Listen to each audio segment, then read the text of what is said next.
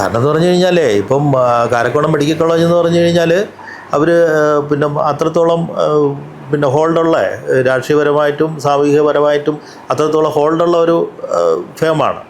അപ്പോൾ അവർക്ക് അതിൻ്റേതായ പിന്നെ സ്വാധീനവും മറ്റും ഉണ്ടാവുമല്ലോ. അപ്പോൾ അതിൻ്റെ ഒരു ധൈര്യത്തിലാണ് അവരങ്ങനെ പറയുന്നത്. നിങ്ങൾ എന്നാ പോയി കേസ് കൊടു എന്ന് പറയുന്നതേ. കണ്ടീഷനൊക്കെ വളരെ മോശമായി.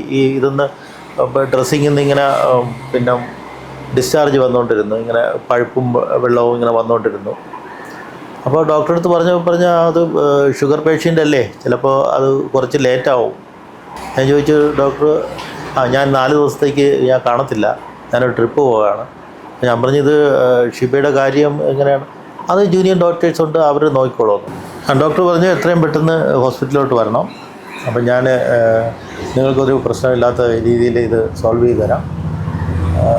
ഇപ്പോൾ തൊഴിൽ പ്രശ്നം ഇരിക്കുന്ന പ്രശ്നമല്ല, അത് ഞാൻ സോൾവ് ചെയ്ത് തരാം. നിങ്ങൾ പേയ്മെൻ്റ് ഒന്നും അടയ്ക്കേണ്ടി വരത്തില്ല. ഇതൊരു പ്രശ്നം എന്ന് പറയുന്നത് ഓൾറെഡി ഒരു പ്രശ്നമായിട്ടാണല്ലോ നമ്മൾ ഹോസ്പിറ്റലിനെ കോൺടാക്ട് ചെയ്യുന്നത്. അപ്പോഴും ഇനി അങ്ങോട്ടൊരു പ്രശ്നം ഇല്ലാതെ നോക്കാം എന്ന് പറയുമ്പോൾ അവർ ചെയ്തതിൽ ഒരു ലാഘവത്തോടെയല്ലേ? അതെ, അവർക്കേ അല്ല. അപ്പോൾ പെട്ടെന്ന് അങ്ങോട്ട് ചെല്ലാൻ പറയുന്നതിൻ്റെ ഉദ്ദേശം അവരെ ഇതിപ്പോൾ ഒരു വാർത്തയാക്കരുത്, മറ്റു ഹോസ്പിറ്റലിൽ പോകരുത്, ഇതിപ്പോൾ ഫ്രീ ആയിട്ട് ഇത് ചെയ്തു തരാം എന്നുള്ളത്. അപ്പോൾ അവർക്ക്. ഹലോ സാർ, ഡോക്ടർ പ്രശാന്ത് അല്ലേ? സാർ, ഇത് മേഘയാണ് വിളിക്കുന്നത്. ഞാനൊരു വാർത്ത അറിഞ്ഞിട്ട് വിളിക്കുകയായിരുന്നു. ഒരു സ്ത്രീയുടെ വയറിൽ അവിടെ ചികിത്സ തേടി വന്നപ്പോൾ വയറിലൊരു തുണി കഷ്ണം വെച്ച് സ്റ്റിച്ച് ചെയ്തു എന്ന് പറഞ്ഞൊരു സംഭവം. ഷീബ എന്നാണ് പേഷ്യൻറ്റിൻ്റെ പേര്. അപ്പം അത് എന്തായിരുന്നു ശരിക്കും സംഭവം എന്ന് അറിയാൻ വേണ്ടിയിട്ടായിരുന്നേ. ഇത് ചാനലിൽ നിന്നാണ്. സാറിന് അത് എന്തായിരുന്നു സംഭവം?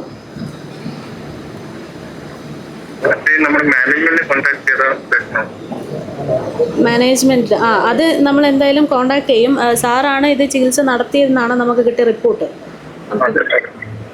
സാറിന് എന്താണ് പറയാനുള്ളതെന്ന് അറിയാൻ വേണ്ടിയിട്ടായിരുന്നു.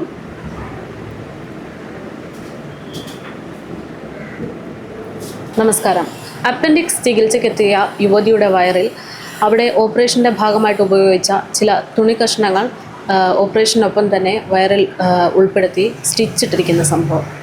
സർക്കാർ ആശുപത്രികളിലേക്ക് ചെല്ലാൻ ഓരോരുത്തർക്കും ഭയമാണ് എന്ന് പറയുന്ന സാഹചര്യത്തിലാണ് പ്രൈവറ്റ് ഹോസ്പിറ്റലുകളിലും സമാന രീതിയിലുള്ള സംഭവങ്ങൾ. എന്തായാലും എന്താണ് സംഭവിച്ചത് എന്നതിനെക്കുറിച്ച് ദുരനുഭവം അനുഭവിക്കുന്ന, ഇപ്പോഴും ആ വേദന അനുഭവിച്ചുകൊണ്ടിരിക്കുന്ന യുവതി തന്നെ നമ്മളോടൊപ്പം ചേരുകയാണ്. ഇപ്പോൾ എനിക്ക് സ്റ്റിച്ച് ഉണങ്ങിയിട്ടുണ്ട്. നല്ല അകത്ത് നല്ല പെയിനുണ്ട്. ഇരിക്കുമ്പോഴും ഒക്കെ പെയിനുണ്ട്. പിന്നെ ആരോഗ്യനില പകുതിയേ എത്തിയുള്ളൂ. കുറച്ചും കൂടെ ആരോഗ്യം ഉണ്ടെങ്കിൽ എനിക്ക് എല്ലാ കാര്യവും നോർമലായിട്ട് ചെയ്യാൻ പറ്റുള്ളൂ. ചേട്ടാ, അതിൻ്റെ ശരിക്കും എന്താണ് സംഭവം? എന്തായിരുന്നു ഇങ്ങനൊരു പരാതി വരാനുണ്ടായിരുന്നു? അതായത് ഇത് ഇവിടെ ഷുഗർ പേഷ്യൻ്റാണ്. അപ്പോൾ അവിടെ ഇപ്പോൾ കഴക്കൂട്ടം മിഷൻ ഹോസ്പിറ്റലാണ് വളരെ നാളായിട്ട് ചികിത്സ ചെയ്തുകൊണ്ടിരുന്നത്. അവിടെ ഡോക്ടർ അനൂപ് ആണ് നോക്കിക്കൊണ്ടിരുന്നത്. അപ്പോൾ ഒരു ദിവസം പനി വന്നു. അപ്പോൾ പനിക്ക് വൈകുന്നേരമാണ് പോയത്. വൈകുന്നേരം ഒ പിയിൽ കാണിച്ചു. അപ്പോൾ പനിക്കുള്ള ഇത് ബ്ലഡ് ടെസ്റ്റൊക്കെ നടത്തി അതിൻ്റെ ടാബ്ലറ്റ് തന്നു വിട്ടു. അത് കഴിഞ്ഞ് 2-ാം തീയതി വൈകുന്നേരം വൊമിറ്റിംഗ് ഉണ്ടായിരുന്നു. വൊമിറ്റിങ്ങിന് പിന്നെ അവിടെ തന്നെ പോയപ്പോഴത്തേക്ക് ടെസ്റ്റൊക്കെ നടത്തിയിട്ട് ഒരു ട്രിപ്പും ടാബ്ലറ്റൊക്കെ തന്നിട്ട് വിട്ടു. അപ്പോൾ 3-ാം തീയതി രാവിലെ വയറുവേദന തുടർന്ന് അതിരാവിലെ തന്നെ പോയി.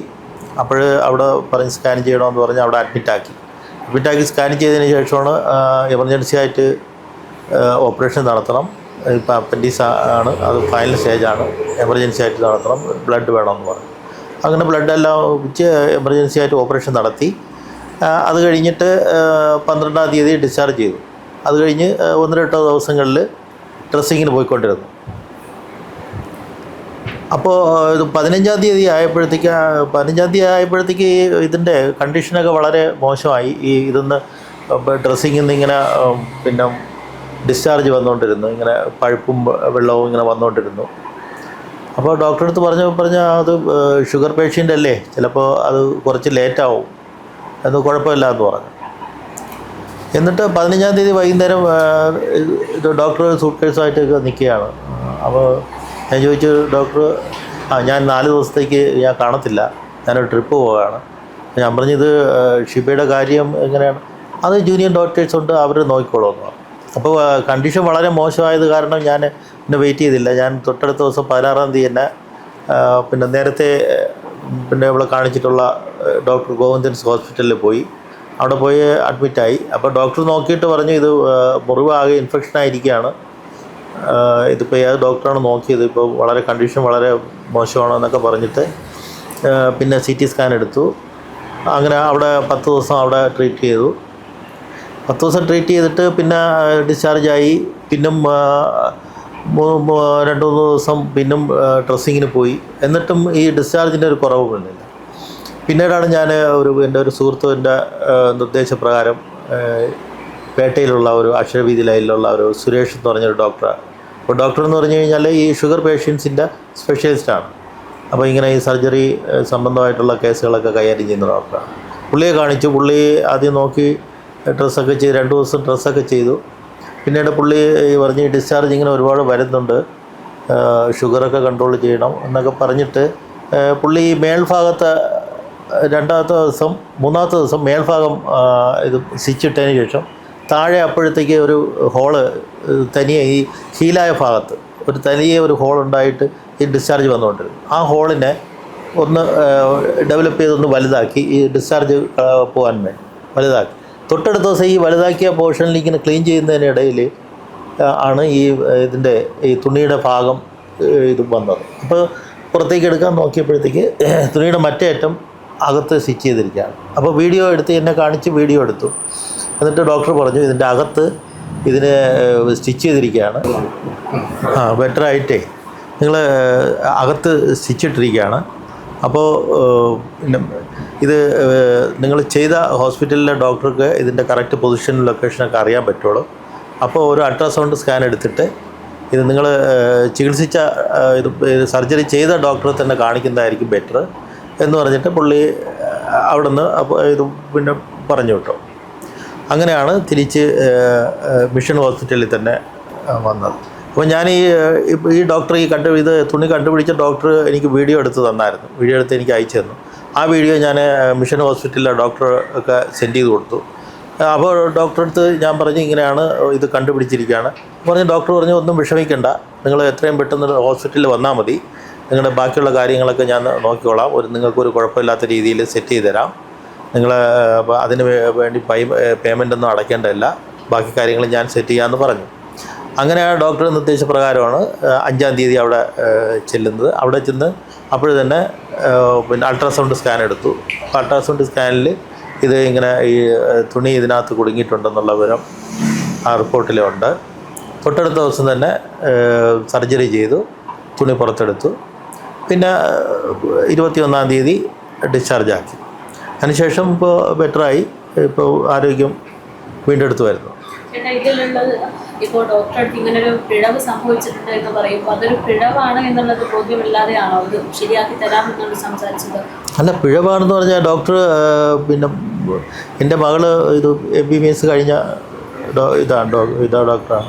അപ്പോൾ ഇത് മകളുടെ അടുത്ത് സംസാരിച്ചപ്പോൾ പറഞ്ഞാൽ ഇങ്ങനെ ഒരു അബദ്ധം പറ്റിയിട്ടുണ്ട്, അപ്പോൾ അത് പ്രശ്നമില്ല, നിങ്ങൾക്ക് ബുദ്ധിമുട്ടില്ലാത്ത രീതിയിൽ അത് സോൾവ് ചെയ്ത് തരാം, നിങ്ങൾ പേയ്മെൻ്റ് ഒന്നും അടയ്ക്കേണ്ടതില്ല, അത് ഹോസ്പിറ്റലിൽ വന്നാൽ മതി എന്ന് പറഞ്ഞായിരുന്നു.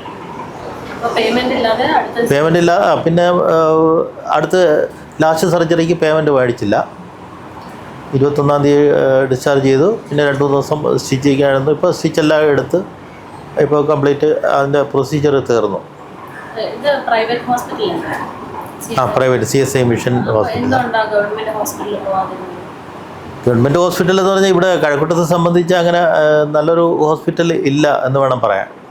അപ്പോൾ ഇപ്പോൾ ഈ CSI മിഷൻ ഹോസ്പിറ്റലാണ് പിന്നെ നമുക്ക് ഇപ്പോൾ തൊട്ടടുത്താണ്, പെട്ടെന്ന് പോയിട്ട് വരാം.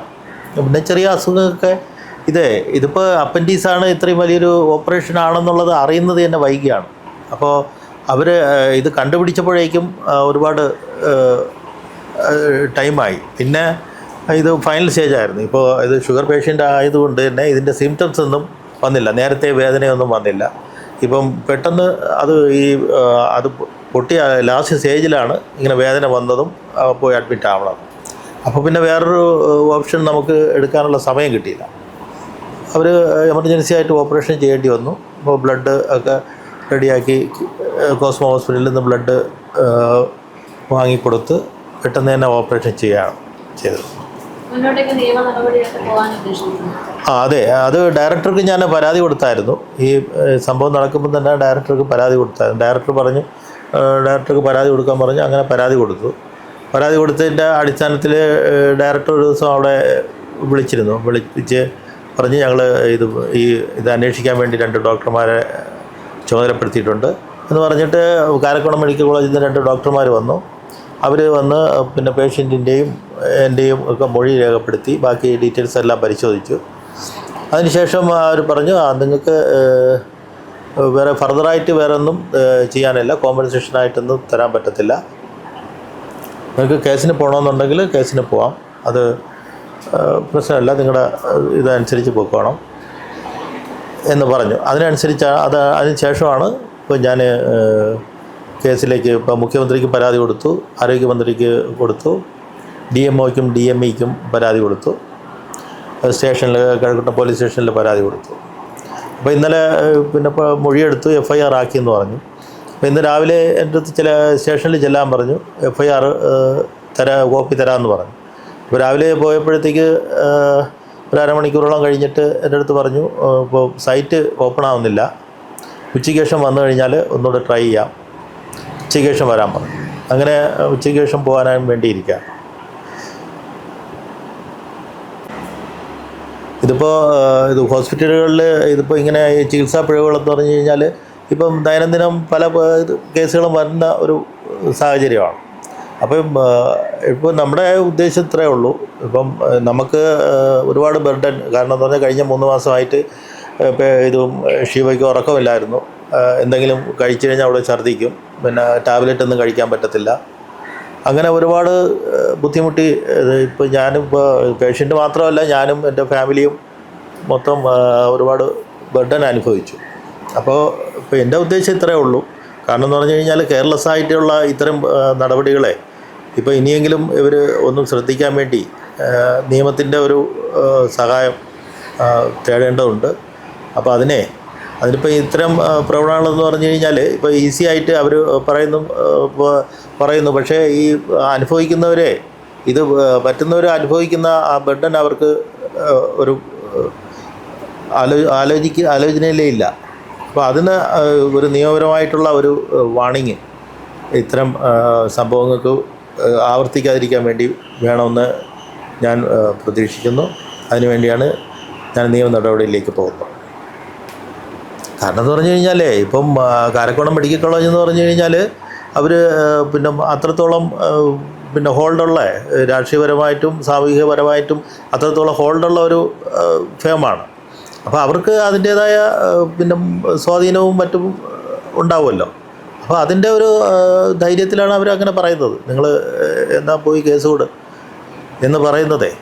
അപ്പോൾ അത്രയും അവർക്ക് കോൺഫിഡൻസ് ഉണ്ട്, നമുക്ക് എന്ത് കേസ് വന്നു കഴിഞ്ഞാലും നമുക്ക് പിന്നെ രാഷ്ട്രീയപരമായിട്ടും സാമൂഹികപരമായിട്ടും ഇപ്പോൾ പ്രത്യേകിച്ചും ഇലക്ഷൻ വരാൻ പോകുന്ന സമയമാണ്. അപ്പോൾ പ്രത്യേകിച്ചും ഇങ്ങനെ ഒരു സമുദായത്തെ പിണക്കി ബാക്കി ഉള്ള കാര്യങ്ങൾക്ക് പുരോഗതി വരില്ല എന്ന് അവർ പ്രതീക്ഷിക്കുന്നു.